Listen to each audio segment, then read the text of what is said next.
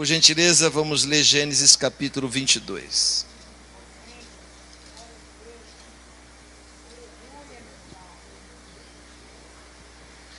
Apenas a parte A do verso 3. Gênesis 22 e a parte A do verso 3. Glória a Deus. Gênesis 22, só a primeira parte do verso 3. Quem achou, diga amém. Amém. Assim está escrito: levantou-se, pois, Abraão de manhã bem cedo. Em outra tradução diz: então se levantou Abraão de madrugada. Olhe para cá.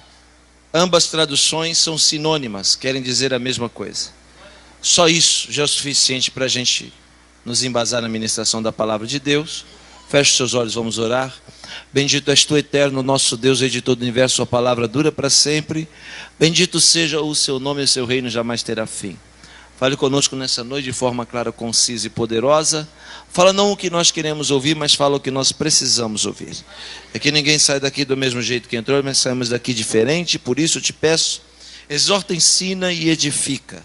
Fala conosco, abrimos o nosso coração, acreditamos que o Senhor está no nosso meio, de forma transcendente e épica. Te agradecemos pela sua presença, para a glória do seu nome.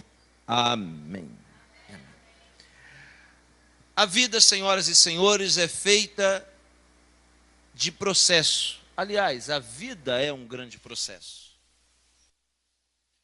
Uma das melhores formas de aprender a viver é respeitar os processos naturais e sobrenaturais da vida. São dois tipos de processos: os processos naturais e sobrenaturais. Por que processos espirituais e físicos? Olhe para cá, porque de todos os seres que Deus criou, somos os únicos que somos ao mesmo tempo que físicos, também espirituais. Por isso que o processo físico e espiritual caminha junto. Por exemplo, a unção não é pular, não é rodar, não é se jogar, não é voar. Isso não é unção. Unção não é dom. Unção é um poder que Deus dá, que não é para todos, é para alguns. E a unção, ela só serve para três coisas. A unção só serve para fazer a pessoa chegar onde ela nunca chegou, para fazer ela ter o que ela nunca teve, e para fazer ela ser o que ela nunca seria. Todavia, a unção tem peso. E Deus não pode pegar a unção e colocar de uma vez só em cima de uma pessoa, porque se ela tem peso, ela esmaga a pessoa. Então, a unção é algo progressivo, que se desenvolve, que vai crescendo, que vai aumentando, que vai se aperfeiçoando. Se a unção é algo espiritual e não existe no mundo de baixo, só existe no mundo de cima, logo, isso indica que o mundo espiritual trabalha em acordo com o mundo físico. Em contrapartida, o mundo físico é feito de processo, é feito de fase. A prova que somos evolutivos nesse sentido é que ninguém nasce do tamanho que está. Que ninguém nasce falando, ninguém nasce com dente na boca, ninguém nasce correndo. Ou seja, o processo natural da vida vai seguir a sua direção, como um rio em busca do mar. Porque a nossa estada aqui nesse mundo é como um rio em busca do mar, porque nós estamos aqui em busca de algo maior do que a gente.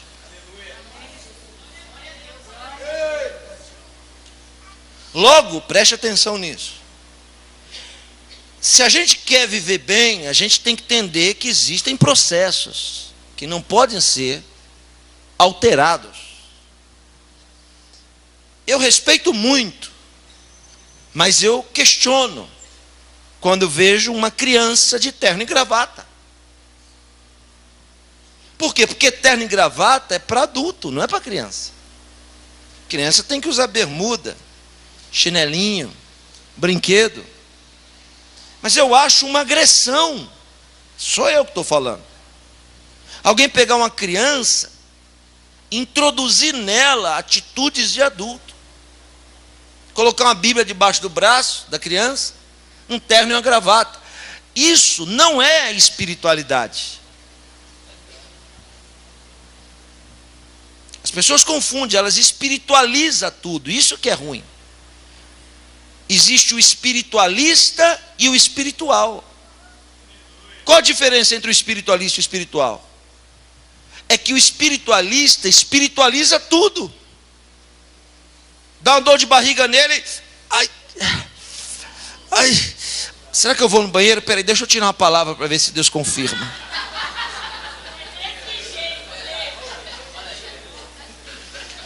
O espiritualista, ele mistura tudo. Ele não sabe o que é natural e o que é espiritual.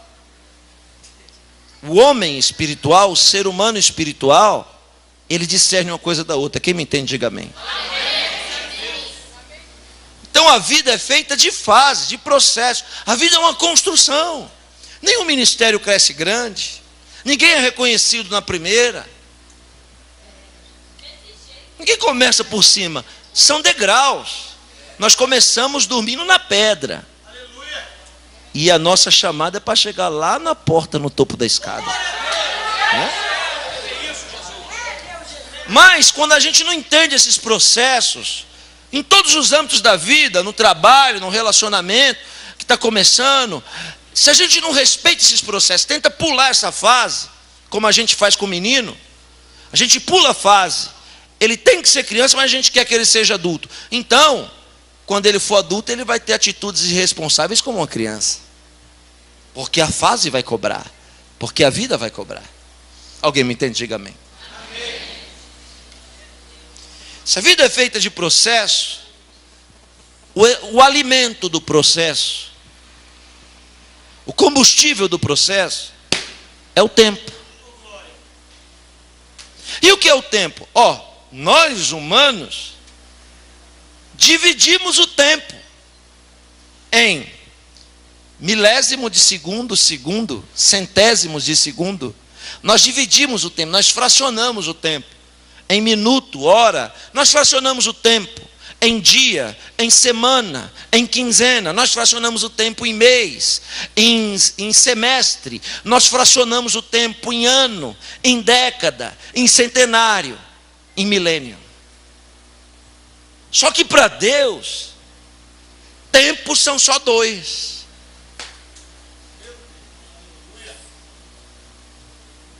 Porque se o tempo é o combustível do processo, preste atenção, e ninguém começa de cima, sempre começamos de baixo para cima, então nós vamos aprender que a vida é feita de fase. A vida é feita de quê? Fase. Mais uma vez bem forte? Fase. Mais forte. Fase. A vida é feita de fase. A gente não vai rir todo dia, a gente também não vai chorar todo dia. Nem sempre vai dar certo, mas de vez em quando vai dar certo. Porque é fase. Aleluia. Se o tempo é fase, grave bem, eu estou construindo a mensagem para daqui a pouco pregar. Se o tempo é fase, então o tempo para Deus não é fracionado igual para a gente. O tempo para Deus é só 2. O tempo para Deus é dia e noite. Acabou. Isso é que é tempo para Deus. Tempo para Deus é dia e noite. Todos juntos? Dia e noite. Mais forte? Dia e noite. Tempo para Deus é claridade e trevas. Se o tempo é fase, então todos nós aqui, começando por mim, estamos fadados a ter fases de claridade e de escuridão. Não vai ser claridade para sempre, mas também não vai ser escuridão para sempre. Ora, preste atenção no que eu vou dizer. Agora é noite no Brasil, sim ou não? Sim. Mas eu lhe pergunto, é noite no mundo inteiro? Não. É noite no Japão agora? Não. Agora no Japão é o quê? Dia. Mas eu lhe pergunto, vai ser noite para sempre no Brasil? Não. Vai ser dia para sempre no Japão? Não. Daqui a pouco vai ser dia no Brasil e vai ser noite no Japão. Por quê? Porque nenhuma fase, seja noite ou dia, dura para sempre. É só para quem acredita e recebe. Tem gente que entrou aqui nessa noite, nessa casa de oração, na fase escura. Mas o meu Senhor está mandando eu lhe dizer que essa fase escura não vai durar para sempre. Que essa fase escura vai passar. Ora, por que que agora, a pergunta é básica, científica, mas qualquer um consegue responder. Por que que agora é noite no Brasil e dia no Japão, e daqui a pouco vai ser noite no Japão e dia no Brasil? Por quê? Eu vou lhe dizer, por um simples fato. Se tem uma coisa que o mundo sabe fazer bem feito, é dar a volta.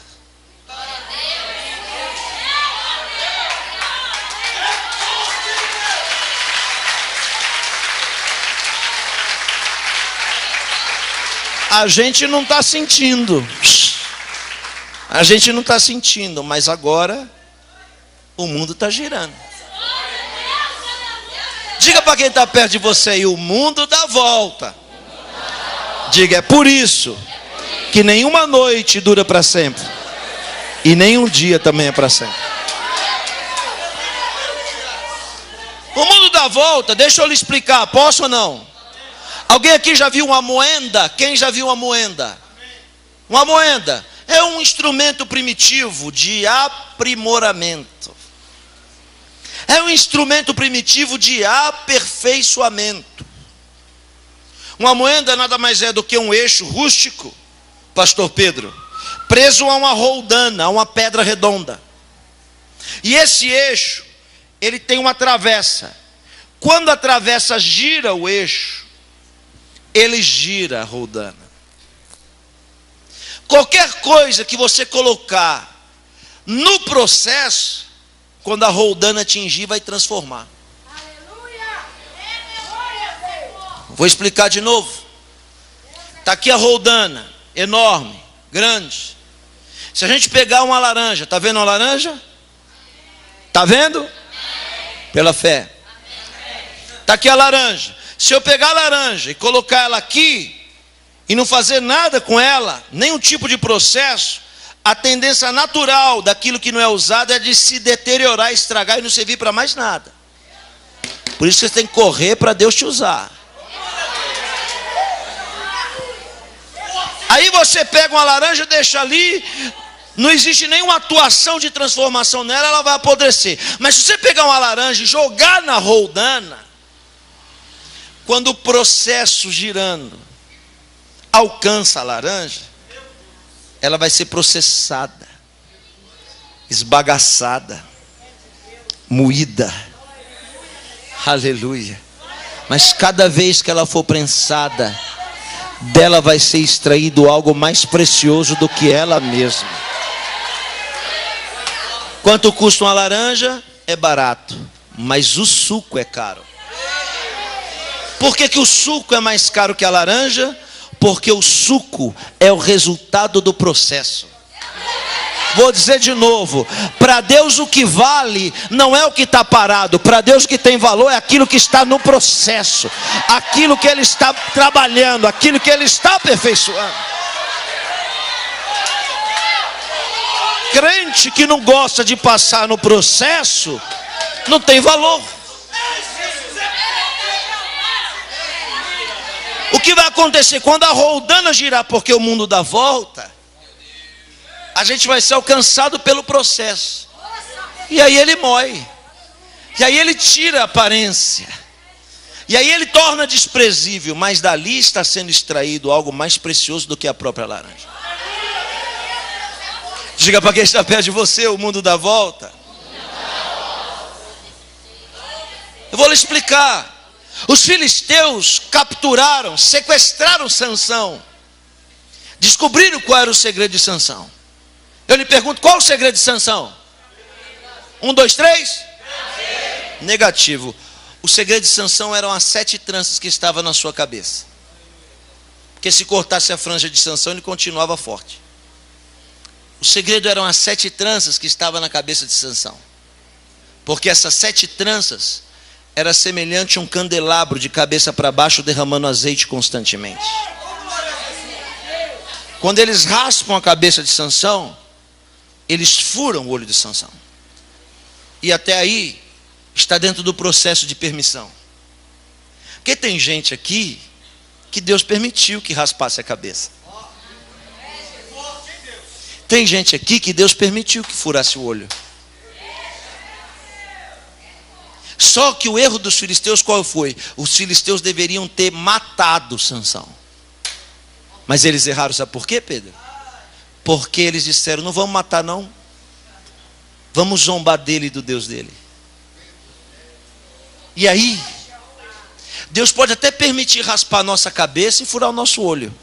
Mas zombar do Deus que a gente serve, Ele não permite. Aí Ele entra com providência. O que os filisteus fizeram?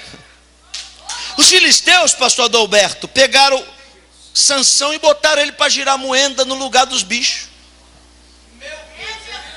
E aí, profeticamente, ele está girando a moenda, sem entender que aquilo era um ato profético. O mundo dá volta. Deus dava força para Sansão, como está dando força para alguém aqui nessa noite.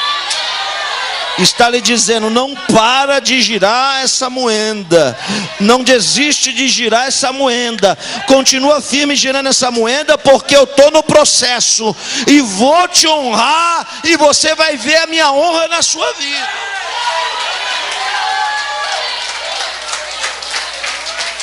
A Bíblia diz que sem ninguém perceber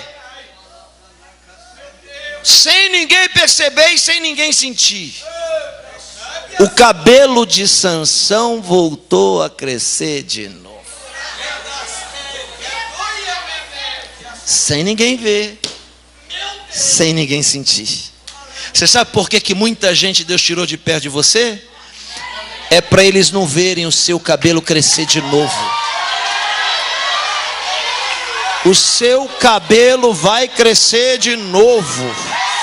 Você não está sentindo e você não está vendo, mas Deus está mandando eu lhe dizer, até o final do mês de março, o seu cabelo vai crescer de novo, e a glória da segunda casa será maior do que a da primeira.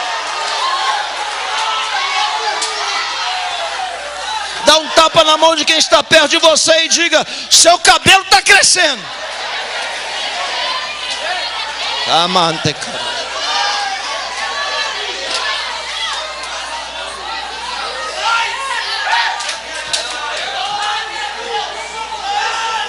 Cada vez que ele girava a moenda, Deus trabalhava. E aí, a Bíblia diz que a obra que Sansão fez, depois que o cabelo cresceu, de uma só vez, foi maior do que toda a obra que ele fez na sua vida. Você não entendeu o que eu disse? Pode levantar a mão para receber. De novo, porque eu não sou andarilho nem vagabundo espiritual. Tenho responsabilidade do que falo. Vai cumprir, mas não é na vida de todos, porque também não são todos que acreditam. É na vida de quem acredita. Até o final do mês de março, de uma só vez, Deus vai fazer uma obra maior do que toda que já fez na sua vida até agora. Alguém está entendendo que eu não estou de brincadeira, estou falando debaixo da unção do Espírito Santo? Aleluia.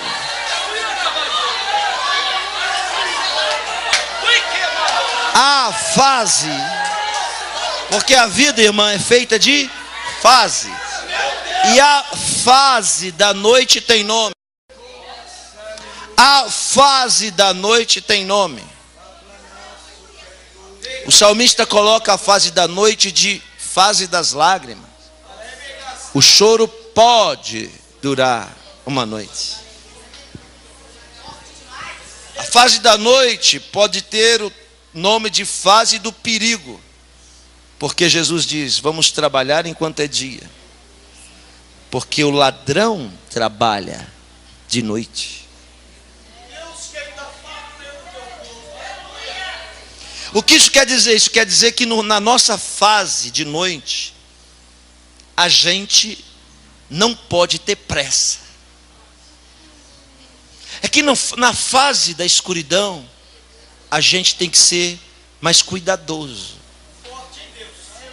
Sabe por quê? Porque nós não fomos feitos para viver de noite. Eu lhe provo. Todas as funções naturais do nosso corpo foram feitas para funcionar de dia. Quer ver a prova? Se apagar todas essas luzes aqui, ninguém enxerga nada. Porque o olho trabalha com captação de claridade. Então, isso quer dizer que a gente não foi feito para enxergar de noite. À noite, minha mãe dizia: meu filho, a noite foi feita para dormir. Então, se a noite foi feita para dormir, a noite foi feita para a gente morrer. Porque nós vivemos de dia e morremos de noite. Nós vivemos de dia e morremos de noite.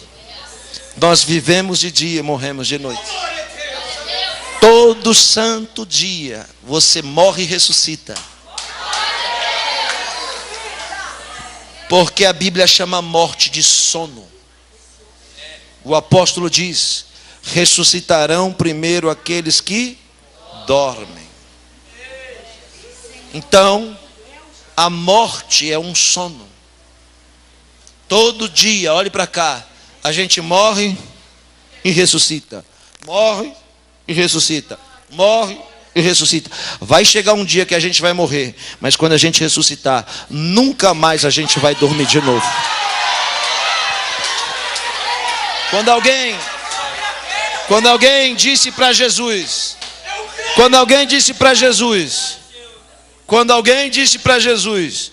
não precisa mais o senhor ir porque a menina está morta. Jesus olhou para os discípulos e disse: ela não está morta, ela apenas dorme. Quando alguém disse: Lázaro já fazem 4 dias, Jesus disse: eu irei lá despertá-lo. Porque a morte é um sono. E olhe para cá, eu vou lhe explicar o que é a morte. A morte é exatamente igual à sonolência que a gente sente. E o que é a morte? Eu vou lhe dizer, essa é forte, hein? Que eu vou dizer agora. A morte é a desconexão da consciência do tempo. Porque quem morre ou quem dorme não tem consciência do que está acontecendo no tempo.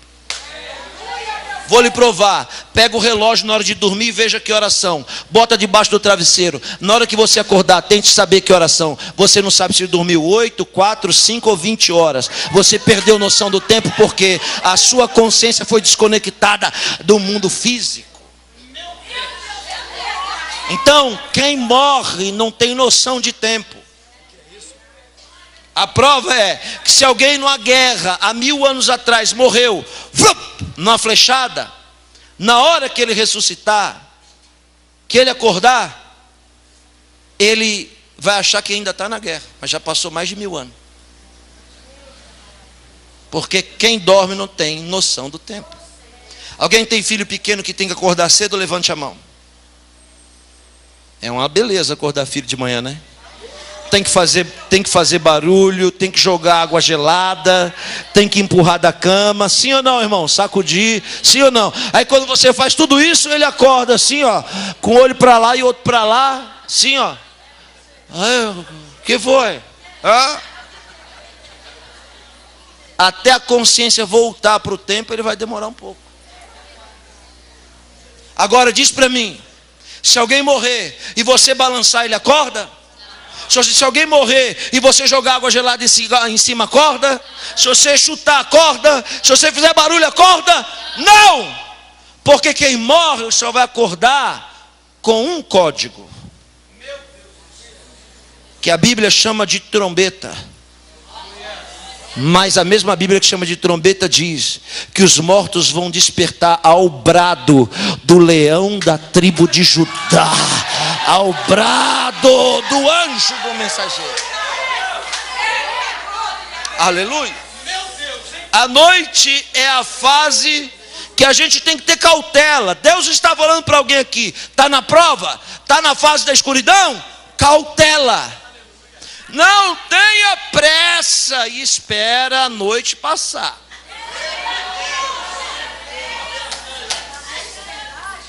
Eu tinha um carro, aí eu fui trocar por outro. Na hora de trocar um carro por outro, puxaram lá no Detran os documentos. E aí saiu lá R$5.600 de multa que eu tomei. Quase que eu morri do coração. Quando eu fui ver, a maioria dessas multas eu tomei de noite. Com aquilo que nós chamamos lá em São Paulo de pardal. Sabe? Aquele flash. E eu até vi o flash, mas achava assim, nossa, até aqui o povo tira foto de mim. Estava todo feliz achando que era povo tirando foto. Depois eu vi, ó, foto, cara, viu? Por que eu não tomei nenhuma de pardal de dia? Sabe por quê?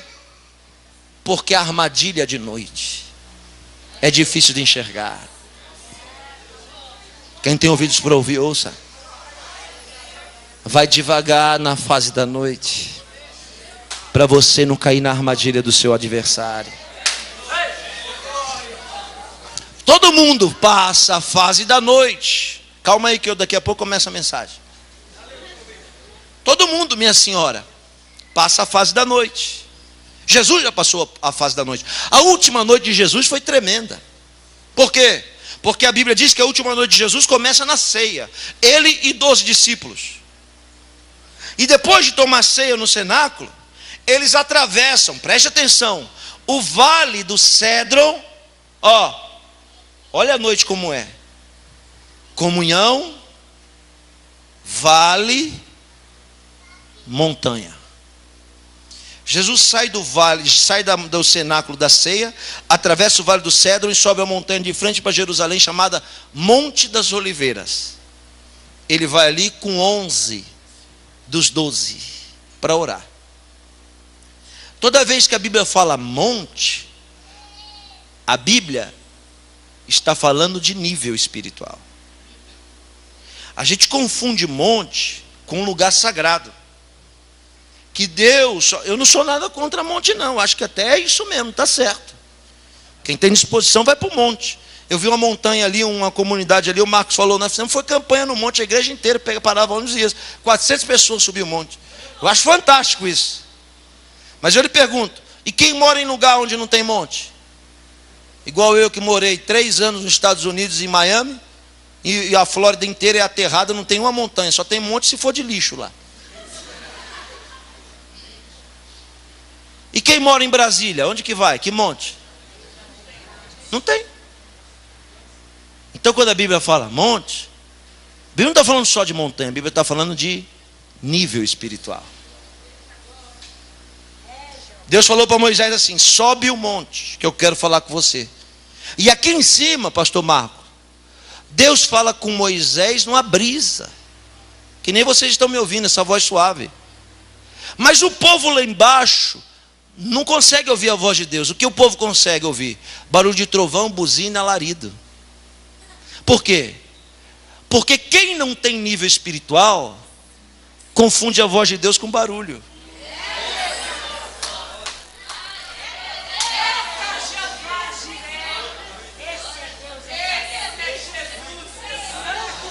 Mas quem tem nível espiritual ouve a voz de Deus com claridade e perfeição. O que Jesus faz, pastor Marco? Jesus faz, Wellington? Jesus sai com os 11 e sobe a montanha.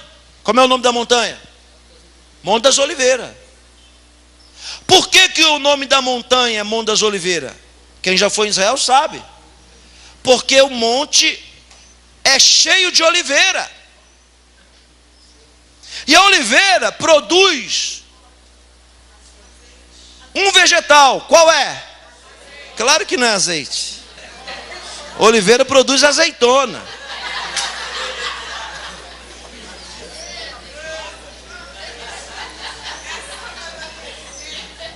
Olhe para cá. Preste atenção agora. Ó, já começa a mensagem. Aqui na Santa Ceia, que é fácil na hora da comunhão, Pedro levanta na mesa para se aparecer, bonitão. Sempre tem um que gosta de aparecer, de contar vantagem. E esse Pedro sempre se manifesta em nós, inclusive em mim também. Eu não sou super-homem nem homem de ferro. Aí Pedro se levanta e diz assim: Jesus, o negócio é o seguinte, esses discípulos aqui é tudo bola murcha, tudo fraco. Eu vou lhe dizer, pode contar comigo, estamos juntos. Não abro mão, não te deixo, não te abandono. Isso na ceia. Mas foi só subir a montanha de madrugada, de noite. E a noite? A noite foi feita para quê? Quando ele sobe a montanha, 10 dos 11 dormem. E o que Jesus faz? Deixa eles dormir. Só que Pedro, quando sobe a montanha, começa a querer dormir também. Aí Jesus vai, cutuca Pedro e diz: o negócio é o seguinte, ó, esses daqui têm direito de dormir, mas você não. Por que eu não sou igual a eles? Não, agora você não é, porque eles não me prometeram nada, mas você disse para mim que vai ficar comigo até o final. Então você vai ficar acordado e vai ter que orar e vai ter que vigiar comigo.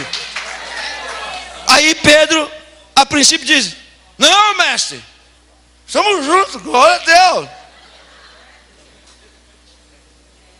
Quando Jesus ajoelha para orar, ó Pedro, Jesus vai com o tuco e diz: ô, bonitão, pode acordar. Por quê? Aprende uma coisa: ninguém aqui é obrigado a prometer nada para Jesus, mas se prometer, tem que cumprir. Jesus não obrigou nenhum de nós a prometer nada.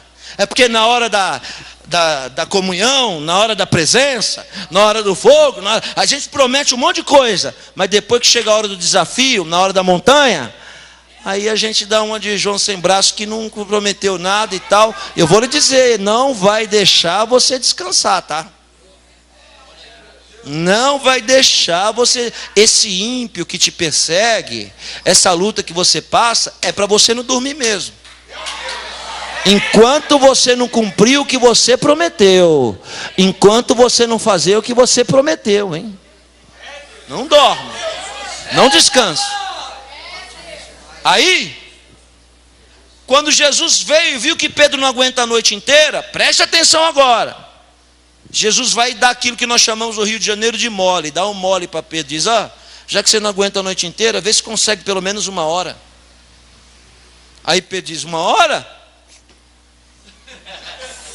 1 hora é fácil, tudo nós. Jesus joelha para orar, olha ele. A Bíblia diz que quando Jesus voltou de novo, Pedro estava dormindo. Sabe o que Jesus fez? Não sabe, né? Eu vou lhe dizer.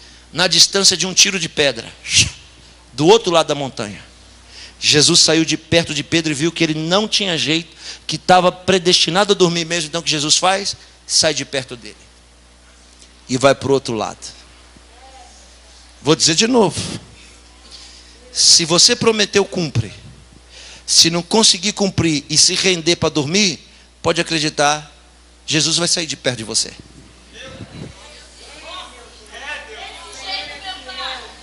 O lugar que ele sai, preste atenção, é do outro lado da montanha. E o nome do lugar é Getsemane. O que quer dizer Getsemane? Eu vou lhe dizer: o lugar da prensa. Por que Getsemane, sem movimento? Por que Getsemane chama o lugar da prensa? Porque lá no jardim do Getsemane tem uma moenda. E para que serve a moenda? Para processar e para aperfeiçoar. Olhe para cá. Quanto custa uma azeitona? É barato. Mas se você pegar azeitona e botar na moenda, a roldana, quando passar no processo, vai moer a azeitona. E da azeitona será extraído algo muito mais precioso do que ela mesma: o azeite.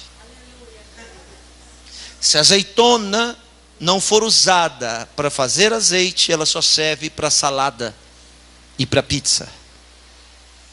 A maioria das vezes é descartada. Mas quando ela é processada na moenda, dela é extraído algo muito mais caro do que ela mesma.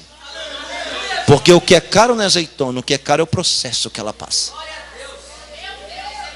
Acho que vocês entenderam o que eu estou falando. Vou explicar de novo. Não é em um, nem em dois lugares que eu chego, que alguém chega em mim, pastor Adalberto, diz assim: ô pastor, glória a Deus, pastor, dá para você pôr a mão na minha cabeça e me dar um pouco dessa unção?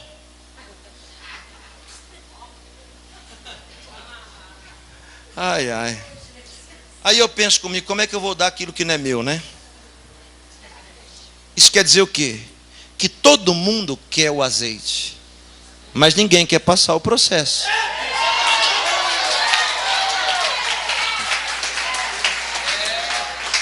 E eu vou lhe dizer, desculpa a minha sinceridade, só vai receber azeite quem passar o processo. Quanto mais processo passa, mais azeite tem. Alguém está entendendo o que eu estou pregando ou não? Por que Jesus vai ali? Porque ali ele vai passar o processo final. Todo mundo só prega o Jesus divino, mas ninguém prega o Jesus humano. Todo mundo só, Jesus fez milagre aqui, e o Jesus humano, que é muito mais surpreendente do que o divino. Para que Jesus se formou em gente? Para quê? Para morrer da cruz do Calvário por nós. Por isso, bonitão, novidade. Eu vou lhe dizer que não. Sabe por que o verbo se encarnou e fez matéria igual a nós? Porque antes de Cristo, o humano falava para Deus: Deus, eu estou com medo. E Deus dizia: medo? O que é medo, hein? Algum anjo aí sabe me explicar o que é medo? O humano orava e dizia: Deus, eu estou com fome. Deus dizia: fome, me ajuda, o que é fome? Ninguém sabia. Deus, eu estou angustiado. Deus dizia: o que é angústia? Alguém aqui no céu sabe o que é angústia? Ninguém. Aí Jesus deve ter dito para Deus: espera aí, Deus, eu vou me transformar como um deles, e vou passar o que eles passam, e vou viver o que eles vivem, vou sentir o que eles sentem. Hoje a gente ora: Deus, eu estou angustiado. Deus ainda não sabe o que é angústia, mas Jesus explica. Jesus vai dizer: eu sei o que é, Pai, porque eu já senti isso. Lá no Getsemane, Jesus ora assim, ó: se possível, passa de mim o cálice. Ele não está bebendo vinho, não está bebendo nada, mas a oração dele traduzida é: Senhor, se possível, adia a crucifixão para outro dia. Sabe por quê? Porque a casca não está aguentando. A essência que está dentro, a essência que está dentro, olha para mim, ouça o que eu vou dizer.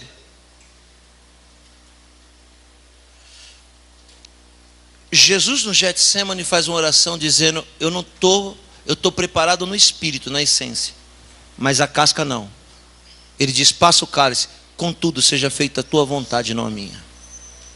Quando ele diz para Deus: seja feita a tua vontade, não a minha, o companheiro que deveria ser Pedro, que estava acordado, estava dormindo, não aparece, mas Deus envia um anjo que não dorme, não tosqueneja. Vou dizer de novo, isso é tendência de regra para a nossa vida. Na hora da nossa prensa, as pessoas do nosso redor vão dormir, até os nossos melhores amigos. Mas Deus está lhe dizendo: não se preocupe.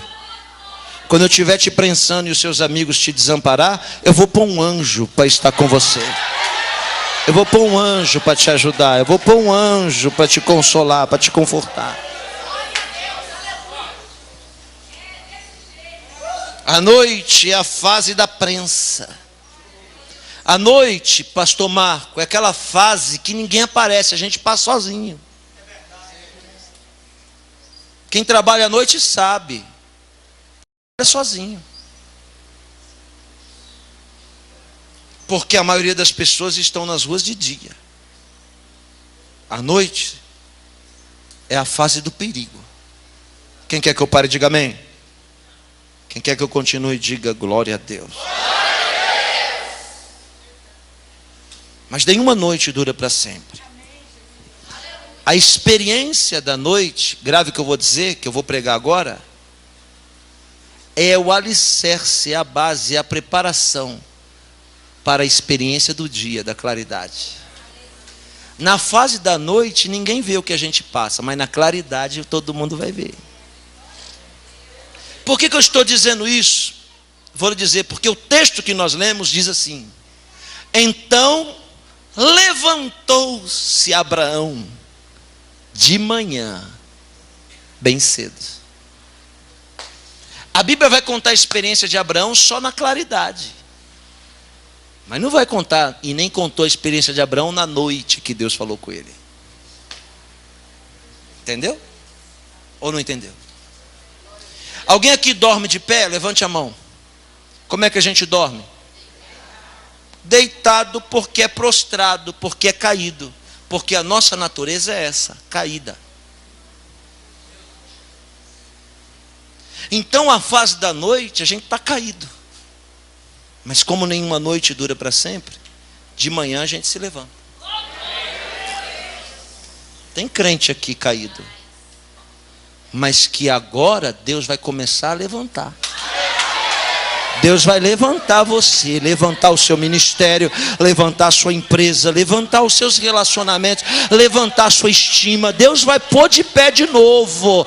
Tem pessoas aqui, diz o Senhor, que a partir de agora Ele coloca de pé de novo. Chega de estar prostrado, chega de estar caído, chega de tropeço. Chegou a hora de estar de pé de novo. Levantou-se, pois, Abraão de manhã, bem cedo, de madrugada, ainda na fase da quando a claridade aparece, irmão, e as pessoas ainda estão dormindo, porque quando a gente acorda já é claro faz tempo. E a Bíblia diz que quando o dia começa a clarear é um momento de vitória para a humanidade. Por quê? Porque é o momento que a misericórdia de Deus se renova. Ela se renova a cada manhã. Então a Bíblia vai contar a experiência de fé de Abraão na claridade, no dia. Mas e a noite? Que Deus falou com ele uma noite antes. Ou seja, conjecturando, pastor Pedro, pastor Marcos Borges, pastor Túlio, a Bíblia diz que Deus falou com Abraão e de manhã ele saiu para fazer o que Deus mandou ele fazer. Mas e a noite? Deus deve ter aparecido para ele à noite e dito assim: Abraão, quando o dia amanhecer, você vai sacrificar seu único filho para mim, no monte que eu vou mostrar. Aleluia. Será que Abraão dormiu? Não. Abraão pode não ter dormido, mas Sara dormiu. E forte. E eu vou lhe dizer mais. Deus deve ter dito assim para Abraão: e não acorda Sara. Deixa Sara dormir. Por que Deus deve ter dito para Abraão: não acorda Sara? Por quê? Porque se Abraão acorda Sara, ele vai perder tempo tendo que explicar o que ela não viu e nem ouviu porque estava dormindo. Quem dorme, A consciência desconecta da realidade. Por isso que a Bíblia diz: desperta tu. Porque quem está dormindo não está vendo o agir, o trabalhar de Deus. Não está vendo o processo. Quando ele acorda, a obra já está pronta. Ele diz: ué, aconteceu assim, desse jeito? Como é que aconteceu? Ele não viu nada, alguém vai ter que contar para ele. Deus deve ter dito para Abraão: você vai fazer o que eu estou te mandando, mas não acorda Sara. Por que não? Porque se ele acordasse Sara, Sara ia convencer ele a não cumprir o que Deus mandou. Ela não viu Deus falar com ele. Então quem não viu Deus tratar com você, nunca vai acreditar na obra que Deus tem na sua vida. Aleluia, glória a Deus. Ouça o que eu vou lhe dizer. Porque Sara e Abraão são uma só carne. Alguém me entende? Diga amém. Porque a Bíblia diz: deixará o homem, deixará a sua família, a mulher deixará pai e mãe, e tornarão o quê? Uma só carne. Preste atenção nisso. Então, Deus não está se referindo à esposa. Deus está se referindo a mim e a você, que dentro de nós existe um Abraão e uma Sara. Porque enquanto Abraão representa a fé, Sara representa a incredulidade. Dentro de nós tem um Abraão e uma Sara. Se você acorda Sara, o seu Abraão tem que dormir. E se o seu Abraão estiver acordado, a sua Sara tem que dormir. Porque fé e incredulidade não pode estar junto. Quem quer que eu pare, diga amém.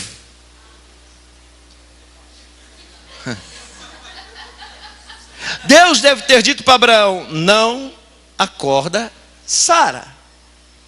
Porque se ele acorda Sara, Sara, acorda aí, mulher. Eu tenho uma coisa para te dizer. Deus saiu daqui agora há pouco, falou para nós matar nosso único filho. E Sara dormindo, já tinha mais de 90. A dentadura estava dentro do copo d'água, toda descabelada, que chegou do culto com maquiagem ainda, que foi dormir.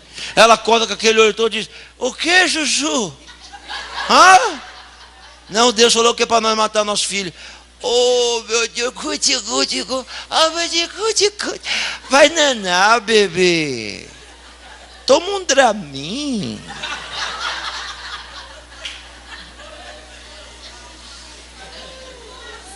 Não, mas peraí, Sara, deixa eu lhe explicar. Deus falou: não, precisa saber. Fica assistindo aí essa sessão de gala até de madrugada. Isso é filme de terror. Vai dormir, vai. E aí Abraão vai falar: quer saber? Vou dormir mesmo, acho que eu tive uma visagem. Aí Abraão acaba entrando no jogo de Sara. Então Deus deve ter dito para Abraão: não acorda Sara. Porque quem está dormindo não entende o processo de quem está acordado. Tem muita gente perto de você, dormindo, que quando eles acordar, a obra já vai estar feita. Eles não vão ver o processo, só vão ver o resultado. Alguém está entendendo o que eu estou pregando? Glorifica o nome do Senhor aqui nessa noite. O que Abraão faz? Estou perto de terminar, você conhece a história. Abraão pega o filho e vai para onde? Para uma montanha. Porque para obedecer o que Deus manda, tem que ter nível. Quando ele chega na montanha, ele monta um altar. Ouça, você já ouviu isso 1000 vezes. Quando ele monta um altar, ouça, você já ouviu isso 1000 vezes. Deus chama ele no canto e diz assim: Abraão, fala um negócio com você aqui. Não tem crente nesse mundo igual você. Você é o melhor crente que eu já vi. Abraão, você é a última Coca-Cola do deserto. Eu vou dizer a verdade: se juntar nossa fé toda aqui junta, não dá 1% da de Abraão. Deus disse: eu nunca vi um crente igual você, é o melhor que tem. Só tem um detalhe, Abraão: não vai dar mais para a gente caminhar junto. Abraão deve tomar um susto e dizer: por que, Deus? Deus disse: por quê? Porque tem algo em você que me incomoda. Você imagina Deus descer aqui hoje, agora, botar a mão no nosso ombro e dizer: vem cá, eu tenho um negócio com você. Você sabe que eu tenho uma obra com você, não sabe? Só que eu quero lavar uma roupa com você, suja. Tem algo na sua vida que me incomoda. A gente treme. Aí Abraão vira para Deus e diz: o que é Deus? Eu faço tudo certinho. O que é em mim que te incomoda? Deus diz para Abraão: hoje é o dia da decisão e da escolha. Ou você fica com isso com você, ou você desapega disso e fica comigo. Por quê? Olhe para cá. Porque Deus está chamando Abraão para caminhar mais ainda para frente. Mas aquilo que está no coração dele é um impedimento. Ele diz: o que é que o senhor quer, Deus? Deus diz: eu quero teu filho. Não, eu te dou. Não vem com essa conversa que me dá, não. Porque eu só vou saber se você me dá, quando você colocar no meu altar. Por que Deus condiciona colocar o filho no altar? Porque quem segue a Deus sabe que o altar é o território do sagrado. E tudo que está no altar, a mão de ninguém alcança. Só a mão de Deus.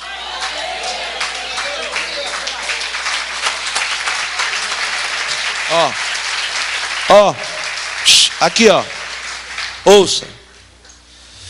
Ninguém pode tocar no que está no altar, pastor Marcos. Ninguém. No Antigo Testamento, a Bíblia nos apresenta uma lei, chamada em latim de lex retalis. Lex retalis em português quer dizer lei da retaliação. O que é a lei da retaliação? É a base da justiça. É a lei da semeadura. A base da justiça é olho por olho, dente por dente. Quem matou tem que morrer. Quem furou o olho tem que ser furado. Quem rasgou a orelha tem que ser rasgado. Essa é a base da justiça. Nada mais do que a lei da semeadura que Jesus pregou. Porque quem furou um olho, semeou o furo de um olho, vai colher o furo de um olho também. Não é vingança, é justiça. Aí tem uma regra na lex retalis, preste atenção. O cara está na carroça, aí alguém entrou na frente da carroça, ele atropelou e matou a pessoa. O crime não é hediondo porque ele não premeditou. Veja que existe dois tipos de homicídio: o qualificado e o hediondo.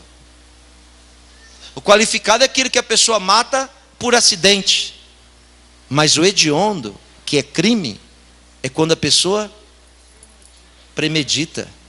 Por isso que está escrito, e é forte: maldito o homem que ferir o seu próximo em oculto.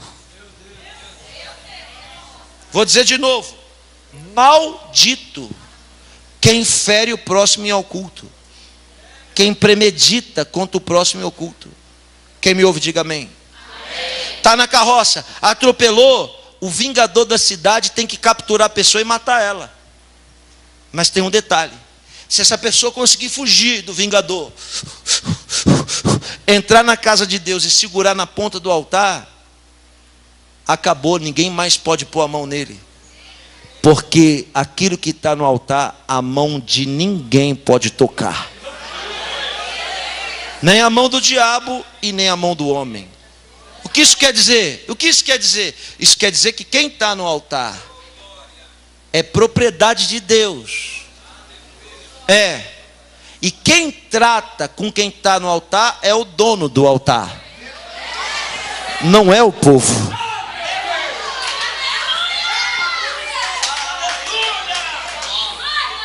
Ninguém do povo tem poder de tocar no que está no altar, só a mão do divino.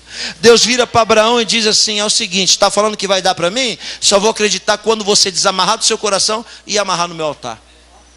Pela primeira vez aparece uma palavra hebraica chamada akedá. Akedá quer dizer amarrado, preso. Aí ele desata do coração e bota no altar. Quando ele botou no altar, balbal, ali ele não pode mais fazer nada, só Deus. Posso lhe contar um testemunho rápido? É rápido. A primeira mensagem que eu lembro da minha vida, eu tinha 14 anos de idade. Morava na zona sul de São Paulo, da capital. E a sinagoga que a gente se frequentava cabia 100 pessoas. O dia que Abraão ia sacrificar Isaac é celebrado até hoje pelo povo judeu. É chamado de Hayom Akedah, o dia do desprendimento. Grave isso, hein? E esse dia que Abraão ia sacrificar Isaac é celebrado em 2 cultos. Preste atenção. O primeiro culto é sexta à noite, que já é Shabat, e o outro é sábado de manhã. Eu tinha 14 anos quando veio um rabino pregar para nós, que falava arrastado. Ele estava pregando sobre isso, eu estava prestando atenção nele, sentado no primeiro banco. Ele dizia assim: porque, irmãos, a Kadosh Baruch Hu falou para Avraham Avinu que era para ele pegar Yitzhak e colocar lá na Mishkan, porque Deus queria que ele fizesse um corban, mas aquele Akedah impedia ele de fazer aquele corban. E eu só ouvindo e prestando atenção. Ele dizendo: hoje é o dia que a gente comemora a fé do nosso patriarca. Olha só que coisa. A gente está aqui por causa da fé deste homem. Mas essa fé evoluiu, essa fé cresceu, essa fé aumentou.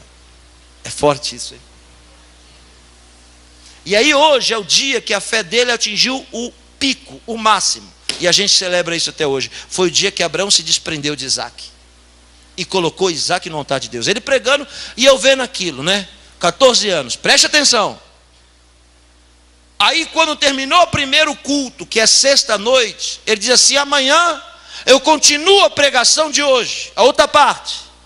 Só que agora, olhe para mim, nós vamos colocar a mão no coração e perguntar para Deus onde o nosso coração está preso. Olha só, vai vendo. Deus vai mostrar para você. Eu estou traduzindo a linguagem, porque ele não fala orar, fala outro, fala rezar. Aí quando a gente colocou a mão no coração assim, Deus mostrou o meu Isaac. Eu tinha 14 anos. Com 14 anos eu já tinha um Isaac. O nome do meu Isaac era Jamanta Eletrônica. Não é da sua época, não. Não é da sua época. Mas a Jamanta Eletrônica, pastor Pedro, era o que tinha de mais moderno no Brasil em relação a brinquedo.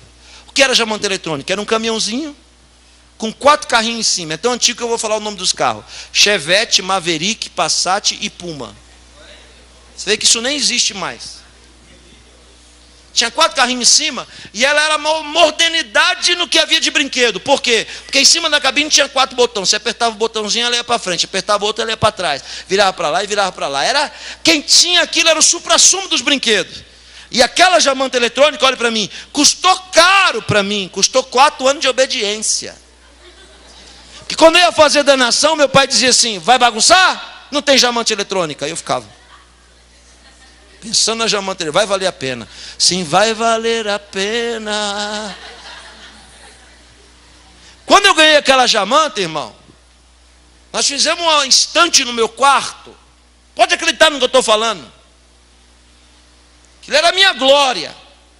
Uma vez por semana eu tirava ela da estante, limpava, botava de novo no lugar. Quando alguém vinha visitar lá em casa, eu dizia assim: vem aqui que eu vou lhe mostrar algo.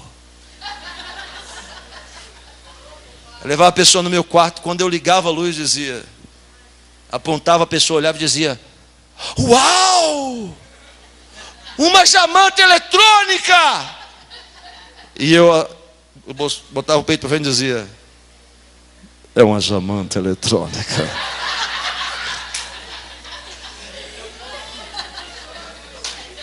Era a minha honra. Irmãos, olhe para cá. Quando eu botei a mão no coração na sexta noite, Deus diz: eu quero a sua Jamanta Eletrônica. Eu disse: de onde veio essa voz? Irmão, cheguei em casa e ele ainda disse assim no púlpito: e tem mais, hein? Não é para você falar para ninguém. Não acorda, Sara. Irmãos, que noite. Eu girava para lá e girava para cá, na cama, sentava, olhava para a Jamanta, e a Jamanta voava no sonho. Era uma loucura. Que guerra para me pegar aquela jamanta. Quando o dia amanheceu, eu peguei ela, botei na sacola e fui. Mamãe viu, mas não falou nada. Lá vem eu com a jamanta na sacola. Peguei a jamanta e botei no altar, todo mundo pondo no altar. Irmão, ouça, quando eu botei a jamanta no altar que eu sentei, parece que o diabo sentou do meu lado. Disse assim: aí, hein? Você sabe para quem que vai essa jamanta, né, Yosef? Quê? E aquela voz me dizia: essa jamanta será doada para o filho do rabino. Porque a gente bota as coisas no altar e fica preocupado para saber o que vai fazer depois. E eu vou dizer, depois que botou no altar, não é mais da nossa conta.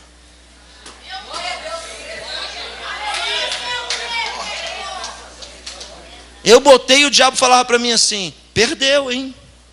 Porque o filho do rabino vai quebrar essa jamanta todinha. O cachorro dele vai comer todos os carrinhos na primeira semana.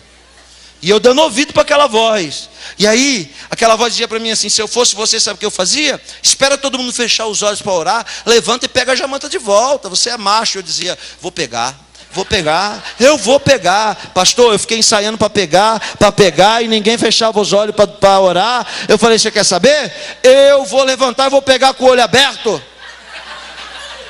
E o diabo: é isso aí, pega com o olho aberto. E a narina aqui, ó. Vou pegar, eu tenho coragem de pegar. E aí o rabino começou a pregar a segunda parte da mensagem. Quando ele foi pregar a segunda parte, ele diz assim: irmãos, para que Deus pediu Isaac no altar? Será que Deus precisa do Isaac de Abraão? Claro que não. Deus não precisa de nada de que a gente tem. Sabe o que Deus queria pedindo Isaac de Abraão? Deus queria que Abraão se desapegasse de Isaac. Sabe por quê? Porque Deus não trabalha com um crente apegado.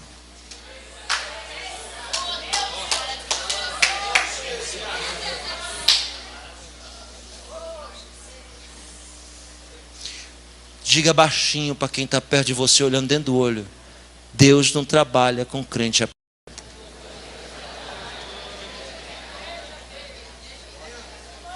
Mas é apegado a qualquer coisa. Porque tem gente que é apegado aos filhos. Sabia? A mãe é tão apegada com a filha que ela vira para a filha e diz assim: minha filha, quando você casar, você vai morar lá no fundo da casa da mamãe, tá bom? E aí, o casalzinho, tadinho, começando agora, inexperiente, vai morar no fundo da casa da mãe. Para quê que a mãe faz isso? Porque ela acha que ela ainda é a dona da filha. E eu vou dizer: os seus filhos não são seus, são do Senhor. Quando eles casar, tchau, tchau, tiquitita. Ninguém mais pode meter a mão nem a colher. Ei, mãe, deixa o teu filho, a tua filha viver em paz e cuida da tua vida. Para de se meter no problema deles. Deixa eles seguir a vida deles. Se mantenha distante. Acabou, você não tem mais autoridade. Tem que desapegar. Fazer a propaganda da OLX aqui. Desapega. Olha para cá. Será que Deus precisa, e o rabino pregando, do nosso Isaac? Claro que não, porque tudo que a gente tem não é nosso, é dele mesmo. Veja o que é o Evangelho. O Evangelho, pastor, são palavras-chave. Olha o Evangelho que Jesus prega: não junteis. Isso é Evangelho. Faz a prova do que eu estou dizendo, Túlio. Esquece esse cabelo.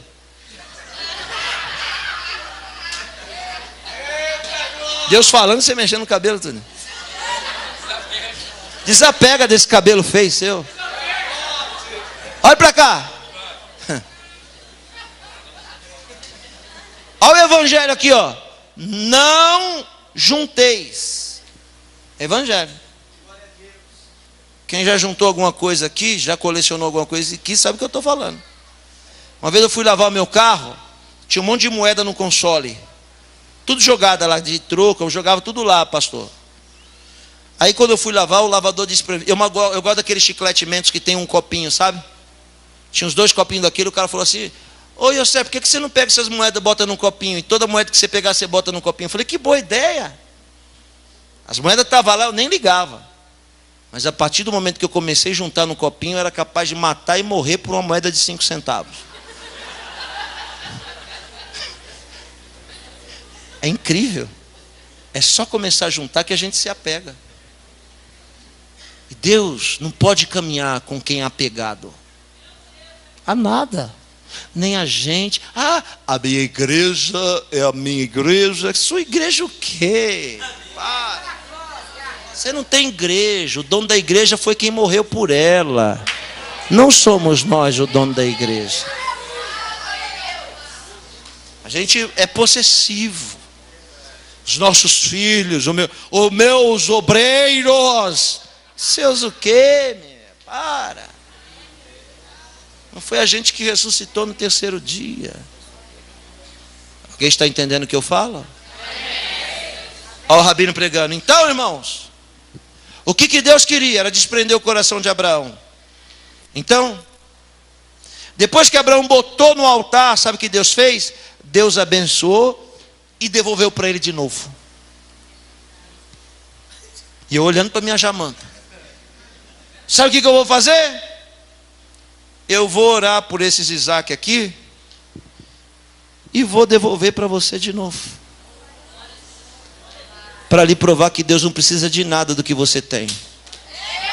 O que Deus precisa é só que você seja desapegado. 4 pessoas deram glória a Deus, aleluia. Naquela hora saiu 4 toneladas das minhas costas.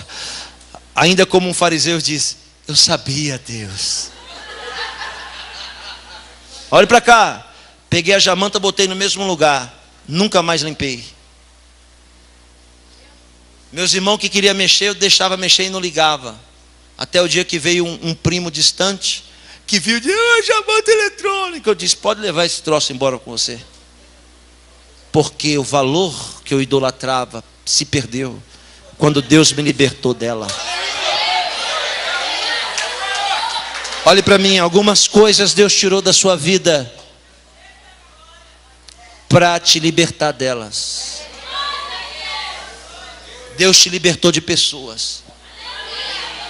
Deus te libertou de coisas.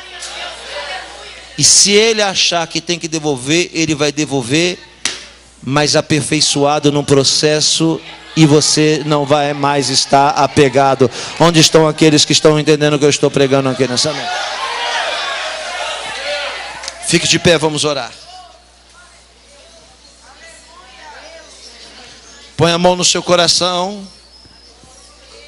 Olhe para dentro de você com os olhos fechados e diga, se Deus quer, você vai dizer para você, se Deus quer que eu seja melhor, imediatamente eu entendi que Deus quer que eu não seja apegado a nada.